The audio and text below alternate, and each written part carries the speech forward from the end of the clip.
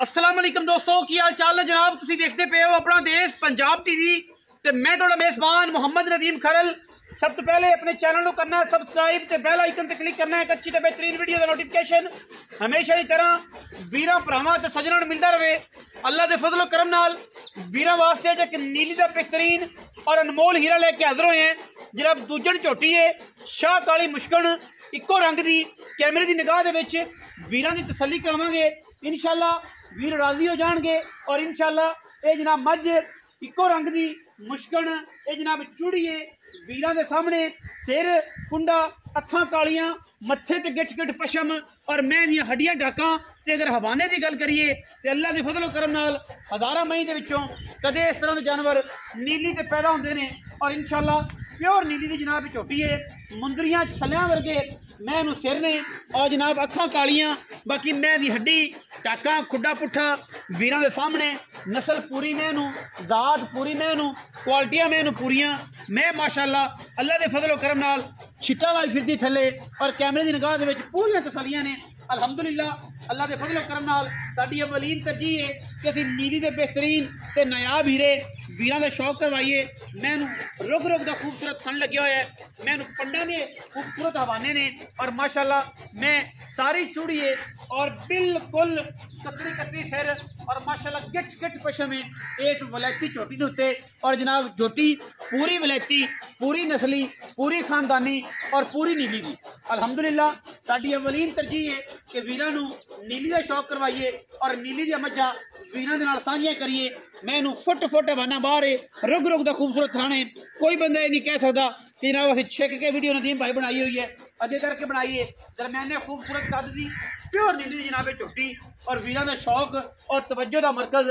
अल्हम्दुलिल्लाह साडी पूरी कोशिश है कि असीं वीरां नू नीली दी मजा विखाइए। पूरियां बरीक हड्डियां टाकां खुड्डे पुट्ठे और सारा कुछ वीरां दे सामने माशाअल्लाह अल्हम्दुलिल्लाह करम अल्लाह पाक दा है कि असीं वीरां नू नीली दी मजा विखाने और नीली दी मजा की कलैक्शन देने। मगर मैं कट्टा है मैं सजरी नाड़वी सूई हुई है दूजा सुबह सूई है और माशाअल्लाह दुध की जी गल है आप मालक को पुछनी है सणा की छट्टे फारे की हर मामले तो हर एंगल तो गारंटी है।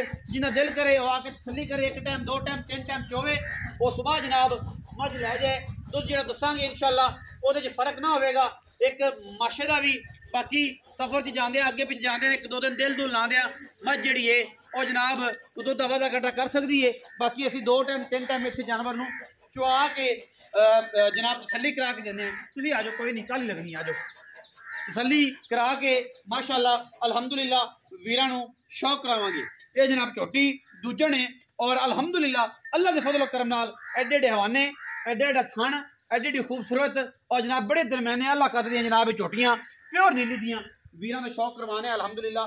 और ये शौक नहीं है ये गल्लां ने अल्हम्दुलिल्लाह कैमरे की निगाह दे विच कोई किसी किस्म का वाधा घटा को नहीं फिजिकली पैरों हत्थों की बड़ी साफ है।